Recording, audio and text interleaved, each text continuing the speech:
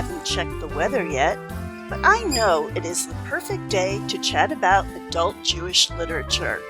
I'm Cheryl Stahl. Thanks for joining me here at Nice Jewish Books. Hi, today I am so happy to welcome Shelly Jay Shore to talk about her latest work, Love Me Like a Rock Song. Welcome, Shelly. Thank you. It's so nice to be here. It's wonderful to have you. So please tell me about your book. So, Love Me Like a Rock Song is a road trip romance about a singer-songwriter who is left at the altar 2 weeks before she is supposed to record her sort of happily ever after album, and decides to take the trip that was going to be her honeymoon and turn it into a spite songwriting trip. And along the way, she picks up a passenger who she finds very mysterious and alluring. And that person turns out to be a golem, which is a creature of Jewish folklore and mythology. And Emmet is on their own sort of journey, and they fall in love.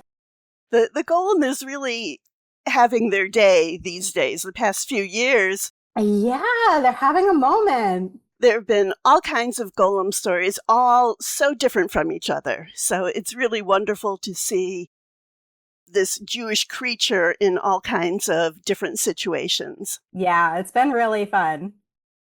So let's start with the road trip part of it. I remember when I moved from Cincinnati to LA that I really wanted to drive rather than fly because I wanted that time to kind of transition from one life to another and not just fly and plop down into a new world. So can you tell me what that drive meant to Delilah and to Emmet, who she picked up at the beginning of the trip? Yeah, so Delilah, like me, grew up doing road trips with her family. My family, we did the same route basically from Massachusetts to South Carolina, but so I got very used to doing that sort of that one trip, and we would stop at kind of the same places, and we got to see it over the years. Delilah's experience was a little different in that she and her mom would experiment with going to totally different places, and they would sort of investigate different adventures along the way. And Delilah, with her fiance, basically wants to recreate this. So her fiance, ex-fiance, is music industry royalty. She, grew up sort of living the high life, very like luxury and paparazzi, and that was her whole deal. So she was very much in charge of the wedding, and Delilah was like, okay, fine, but I want to do this experience for us for our honeymoon. And so when Sam decides that they're not going to get married after all, Delilah decides that she's going to take this, what was a road trip that was going to be all about her and her new wife, and turn it into an experience that's just for her. And she mapped out the stops very much to be queer focused. She's very into history and folklore and poetry and classic literature. So they stop at a lot of different historical sites and archives and queer-owned businesses and queer-centered places. And for Emmet, who is from a very not queer-centered background, this is sort of like a very eye-opening experience for them as they kind of get to explore this sort of new world that is both very intriguing and attractive to them, but also sort of fills them with this sense of sadness because for Emmet, I don't want to do too many spoilers, Emmet's journey is going towards a very different kind of destination than Delilah's. So it's very bittersweet for Emmet, even as he has these experiences. They are basically deciding like what they mean to them, even as they're like, I don't think I can do this again. Yeah, so Emmet was raised in an Orthodox family by a very domineering father slash creator. And this is, and designed as a male, looking as a male. Hmm. And this is the first time they've ever been not under their father's influence.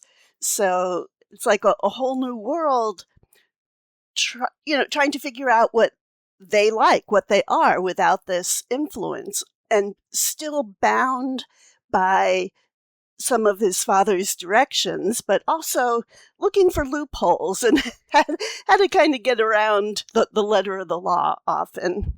Yeah, yeah. I mean, Emmett's a very Jewish character in the sense that they know the rules and therefore they know where the holes in the rules are. Someone's going to cancel me for saying that, I'm sure, but I think very much they are sort of they have a deep intelligence, but also sort of a deep wisdom in terms of, okay, I know what the expectations are. I know the orders and commands that I've been given that I'm sort of bound to follow because of the, circumstances of the particular direction of Golem mythology I've chosen to use. And at the same time, they're like, okay, as long as I'm following the letter of this rule, I don't necessarily have to be following the spirit of this rule because that's not what the instruction was. And that lets them get away with quite a lot. Yeah, it was really delightful watching the process there, especially as someone who has done some Jewish study, knowing how you do that kind of nitpicking and choosing. Oh yeah, you ask two Jews the same question and you get three opinions. Like At least. at least, yeah. So one what I thought was a really beautiful scene is when they go into a feminist bookstore, a queer bookstore, and they have a bowl of little pins that just have pronouns on them. So there's she pins, he pins, they pins, and Emmett just kind of stares at it and plays with all these buttons and then picks out one that says they.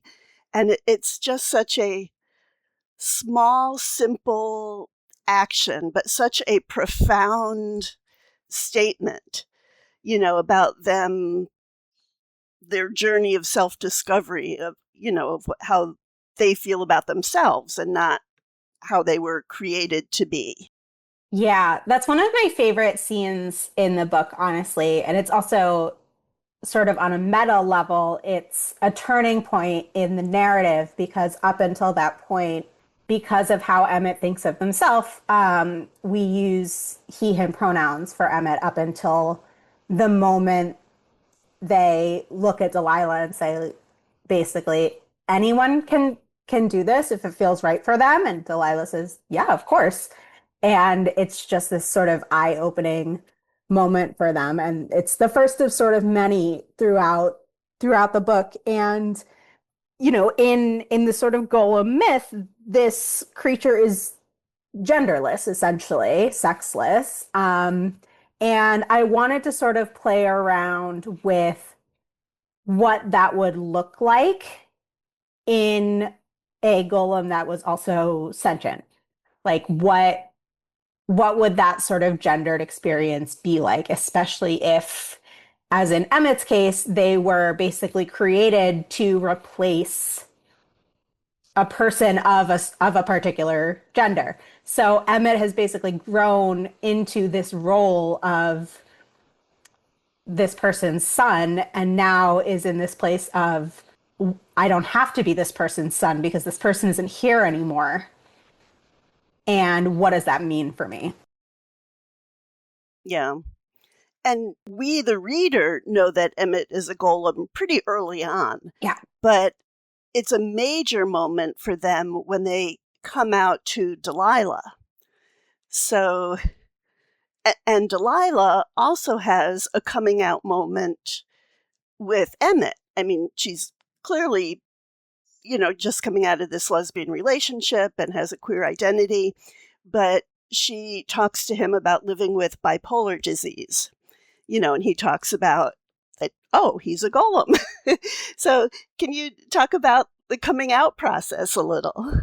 Yeah, I don't want to get too specific into the details, but yeah, so Delilah has bipolar 2, which is characterized by hypomanic episodes as opposed to specifically manic episodes, and that's a different podcast. But there's a scene where she talks to Emmet about sort of what the life events have been that sort of brought her to where she is in the story and where she thinks she could have been if things had been slightly different for her. And it's this sort of moment of vulnerability because she basically asks them to break some rules and come on a very late night hike with her as sort of a safety companion, essentially. And Emmet hearing this and sort of recognizing the vulnerability that she is showing them basically decides that they want to sort of mirror that vulnerability and tell her this massive secret that they've been carrying, that they have basically been told, like, you cannot tell anybody this, which is sort of a parallel for queer identity in a lot of communities, right? It's, you can't tell anyone about this. Like, if that's what you are, that's your business, but you can't tell people. If you tell people, it's going to change everything. And Don't flaunt it. right, yeah, don't flaunt it. And so Emmett basically is like, this is first of all sort of cautions it with, I know you just told me this thing about your mental health, so I'm going to be really clear with you. I'm not lying to you and you're not hallucinating, which was a note that one of my readers gave me. Like, if she was like, if I had just told someone that, like, this is my diagnosis, and then they immediately told me they were a mystical creature, I would fully be calling my therapist immediately. And I was like, okay, great, we're gonna just tweak that scene a little bit.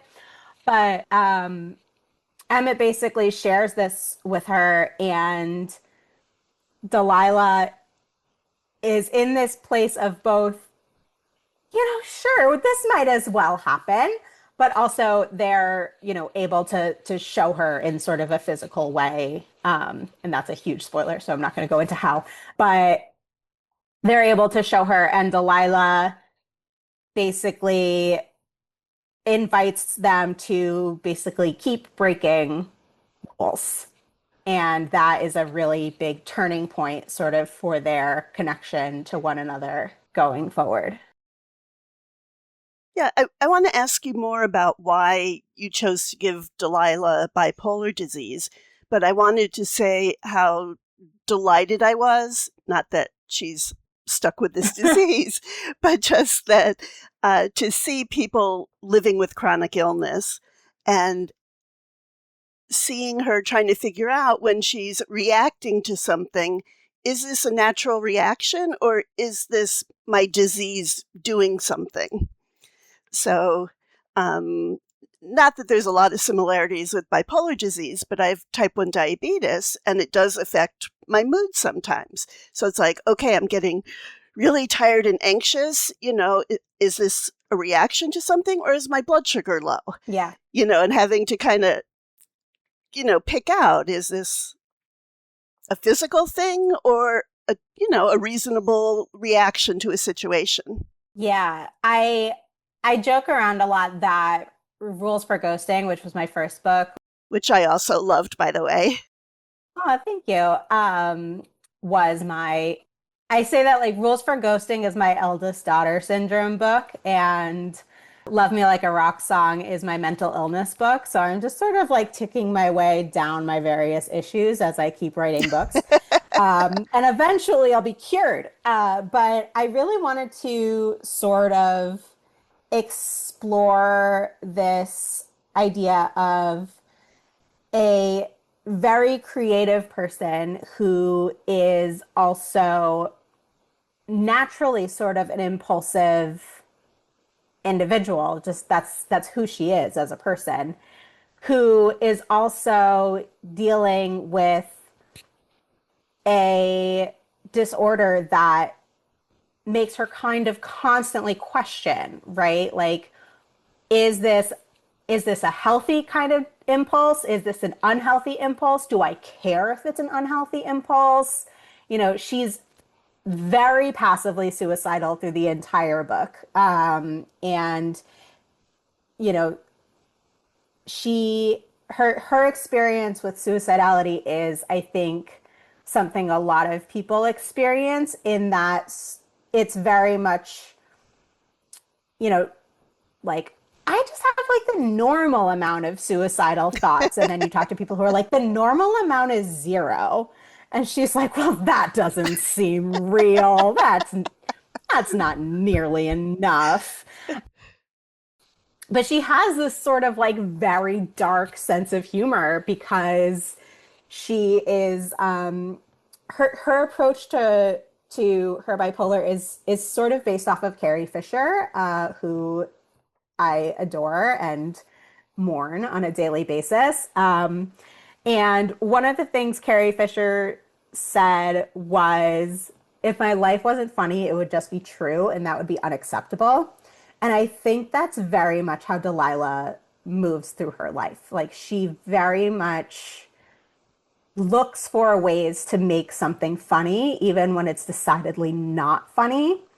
And sometimes that really comes around to bite her in the ass, essentially, because it messes with her ability to form relationships, because she will downplay and downplay and downplay what she's experiencing. But at the same time, she is not as smooth about that as she thinks she is. So she thinks she's like totally like, I am so normal. Nobody can tell like what's going on in my head. And there are people in her life who are like, you're not pulling this off. Like, you are not accomplishing what you think you're accomplishing. And so she's sort of balancing this, in some ways it's really helped her in her, creative practice, in her ability to do things really quickly, sometimes to her detriment. But also she spends a lot of time not trusting herself. And a big part of her journey is not just deciding, maybe in fact I do wish to stay alive, but also learning what she wants, in a sense of whether she wants to be able to trust herself or not, or if she's okay with continuing to just sort of carry on as things are going, even though that's not really working. Yeah, she's also, this trip is also about reconnecting with her creative voice, that she had been working on songs for the duo of her and her ex, and not really ones that only represented herself. So she was, not only, spiteful revenge songs, but just, songs out of her own soul for herself. Yeah. Yeah. And I think that's partially what is putting so much pressure on her too, is she's feeling this pressure to put out something that feels like her, after many years of not just being part of this duo with Sam, but also, ghostwriting music for other people. So she's spent all of this time, being other people's voice. And now she's at a point where she can be her own again, and has to basically figure out, like, I actually don't know if I remember what my own voice sounds like. Mm-hmm. And she spends a lot of time, writing songs and then throwing them away until she finally has a bit of a breakthrough. Yeah, so one testament to your character building with Delilah is that when she had one of those epiphanies, I wanted to say, I want to tell you about this podcast I heard about creativity and songwriting. And it's like, I got so excited. It's like, she's a fictional character. Listen, I love Delilah. I think Delilah is going to be a little controversial. I think that people are either going to love Delilah or hate Delilah. And I am I'm very protective of her. I think with Rules for Ghosting, I was like, this is Ezra. I found him in an alley. He's kind of a bit of a gremlin. I love him, but he's sometimes he's a disaster. Delilah, I'm like, this is my precious baby, like disaster actually. And if anything ever happened to her, I would burst into tears. So I'm very excited to see what people think of her, but she has moments of immense unlikability in this book, and I love her anyway, and I hope other people love her anyway. Because sometimes people are messy. She's a messy person. Yeah, absolutely, people are messy. We talked about Emmet having struggling with self-determination and starting with their body and choosing they. And Delilah was going through that too with her body image, that Sam is tall and slim and rock star beautiful, and she's just a lovely, you know, round person, curly hair, not a Barbie doll. So can you talk about her kind of journey to it? I don't know if she gets to acceptance, but towards that. Yeah, I don't know that Delilah necessarily gets to a place of like body positivity, but I think she gets to a place of body neutrality. But I think, the nature of being in the music industry where people who are, on the sort of front lines of magazine covers and brand deals and sponsorships and brand ambassadors and all of that stuff, like they look a certain way. I think Delilah is very conscious of the fact that she does not look like those other people and feels an additional sense of pressure to make up for that in other ways. Like she has to be a spectacular songwriter. She has to be an immensely talented musician because she has to make up for the fact that she's trying to be, a fat woman in this industry. And which is interesting because while there is this sort of external industry pressure, she is very much seen as desirable by her partners and the people that she's with and the, people who are she runs into a couple of like little baby queers throughout the book who are like, oh my God, like my actual bi awakening, Delilah Cohen is here. So it's very much like she just has these sort of blinders on because she's so wrapped up in what she thinks other people expect her to look like that she has sort of lost sight of the fact that she actually is very much desired for who she is and how she looks. And she's very well taken care of. And that's all I'll say about that. So one thing that helps her to see that, though, is that Emmet is also an artist, but they like to sketch. And so she Yes. saw some pictures of herself that they had done, and those images coming from kind of a neutral third party, not from someone who's trying to promote her or industry or paparazzi, but and she was able to see, oh, I'm not a hideous person.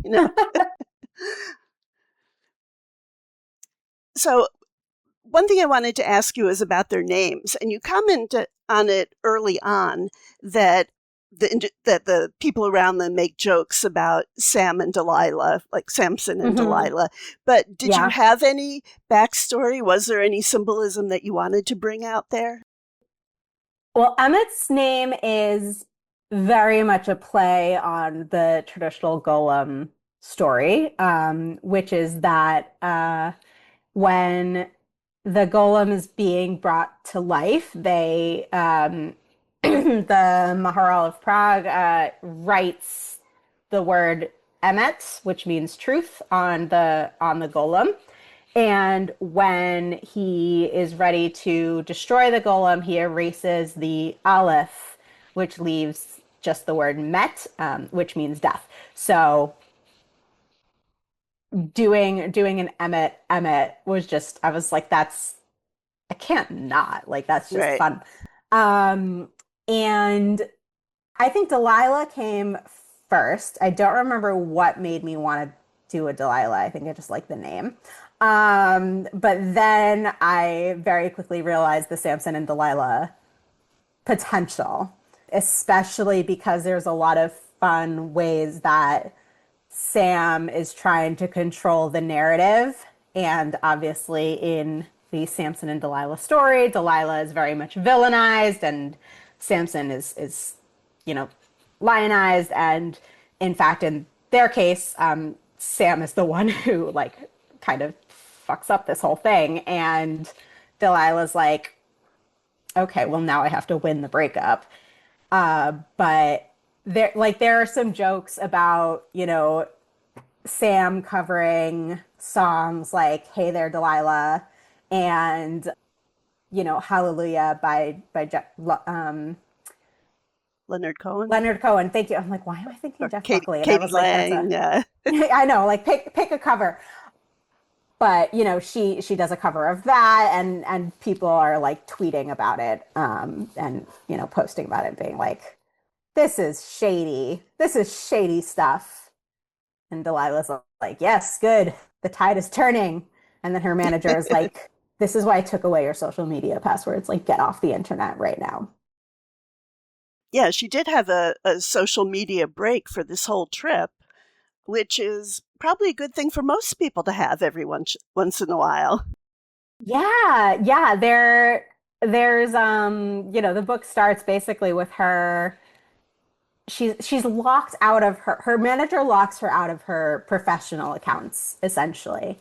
And basically allow, like, she still has access to her personal accounts, her private accounts, so she does snoop a little bit, and posts a couple of times just on her personal account. And there are a couple of times where she posts things that are sort of, they sound very PR like, and her friends and her mom will comment and be like, this is your private account, you can actually say things, like, this is fine. Like, blink twice if you need help. And but for the most part, she's not online. She's calling her mom, she's texting her friends, she's getting a lot of phone calls from her manager, but she's staying off of Instagram, and good for her. Would love that for me. So, did you have to do any research for this book?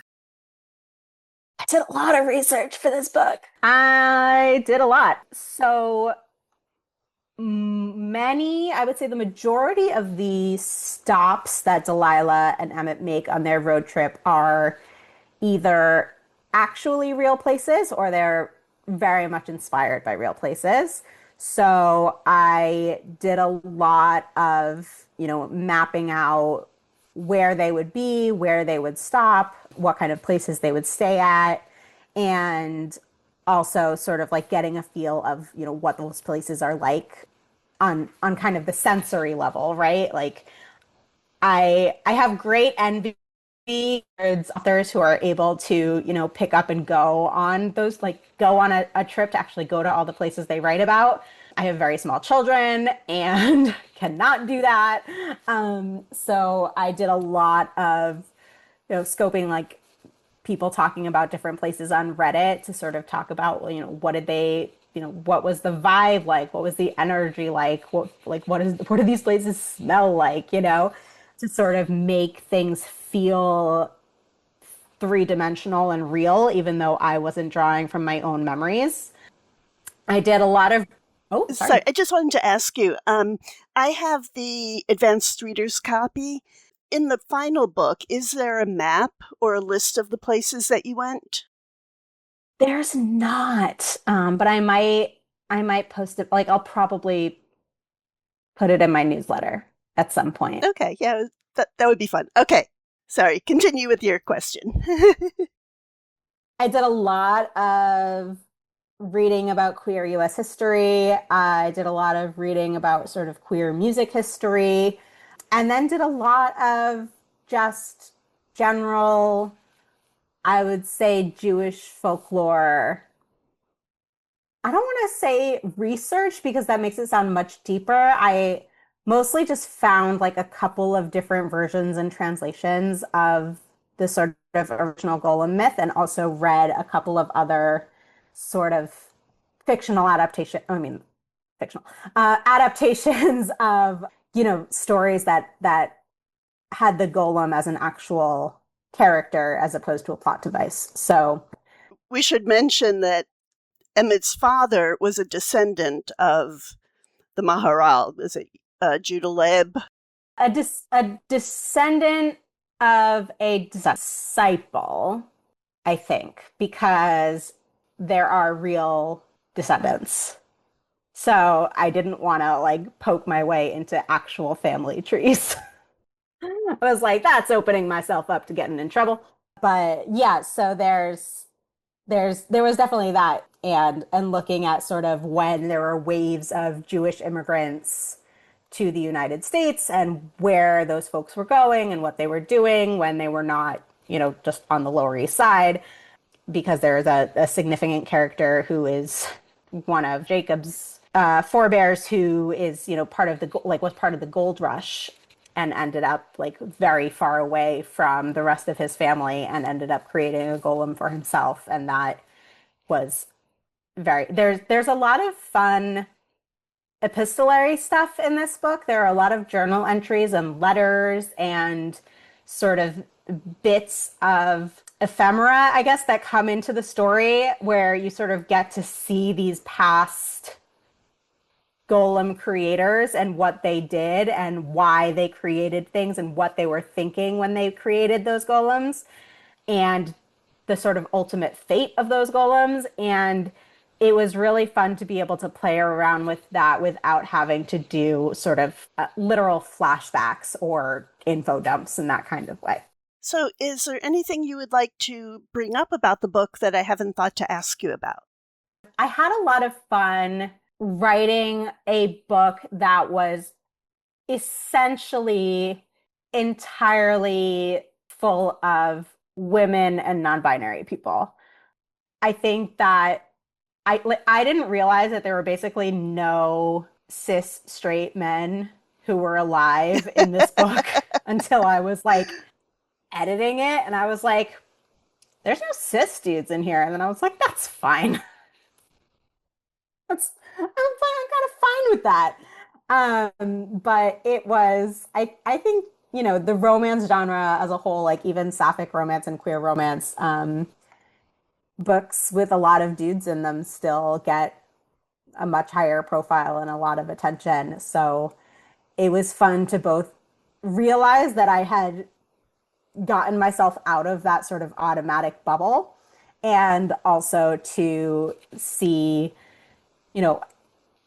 just sort of have proof that like we don't have to have stories about men for them to be good stories. Absolutely. Do you have any projects in the works that you would like to mention? I can't go into too much detail. I am working on another Jewish paranormal queer story, but it is much more in the sort of thriller horror space. Very much tackling the ways that, speaking of stories about men, the way that like very charismatic religious leaders can very quickly become very dangerous men, and not just what happens when, women and queer people get caught up in those nets, but also like what happens to their, like how their followers become sort of perpetuators of the same kind of violence. So there's demonic cults and there's lesbians and there's vampires, and it's like, it's a lot of fun. I say this about all my books. I'm like, yeah, it's about all this like deep, dark, traumatic stuff, but it's a comedy, right? It's a Jewish book, so it's got to be funny in some way. So I've been calling it horror romance. Like it's kind of like the Venn diagram between horror and romance. Okay. And I'm very excited about it. But I'm a huge baby about horror, so all of the research that I'm doing, I have to do like in broad daylight on sunny days because I can't read or watch anything at night without being like under a blanket, like watching from between my hand. Like I'm a huge baby about it. So Yeah, my agent's like, "Why are you writing it then?" And I was like, "Because it seems fun." yeah, that's one of the few genres that I really don't delve into much. It's scary. It is, yes. Now it's time to ask you if you would like to put out a call to action for Tikkun Olam, for repairing the world. What would it be? So I am the chair of the board of an organization called Translate Gender, which is a trans-led organization that supports trans, non-binary, and gender expansive youth in the community here in Western Massachusetts, where I live. I think that there are very few, I think in general, children are the most marginalized people in the world, and trans kids, especially in the United States right now, are being doubly marginalized and attacked. And so there are a lot of ways to show up for trans youth in your life, but I would say, if you are someone who wants to support these kids who are just trying to live their lives and be who they are and become happy, loved adults, keep an eye on what's going on in your state. Keep an eye on what's going on, in your local school boards and your local libraries. And if you want to specifically support my organization, we are at translategender.org. And if you pre-order my book from High Five Books at highfivebooks.org, a percentage of the cover price will be donated to Translate Gender as well. And you get a signed copy. All right, that's fantastic, and I'll put both links in the show notes. Thanks. If someone would like to contact you, what is the best way? So my DMs are open on Instagram, and I'm Shelly Jay Shore, all one word. And there's a contact me form on my website, shelly-j-shore.com. And I do read those emails, even though a lot of them are AI. So if you are not a chatbot, I would love to hear from you. And if you are a chatbot, please don't email me. Yeah, I hear you on that. I get a lot of scams. I get a lot of scam emails. Yeah, it's horrible. Okay, well, Shelly Jay Shore, thank you so much for spending time with me talking about Love Me Like a Rock Song. Thank you so much for having me. If you are interested in any of the books we discussed today, you can find them at your favorite board and brick or online bookstore or at your local library. Thanks to Dianki for use of his Freilich, which definitely makes me happy.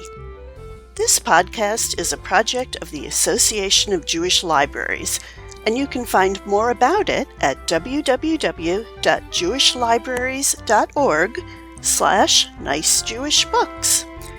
I would like to thank AJL and my podcast mentor, Heidi Rabinowitz. Keep listening for the promo for her latest episode.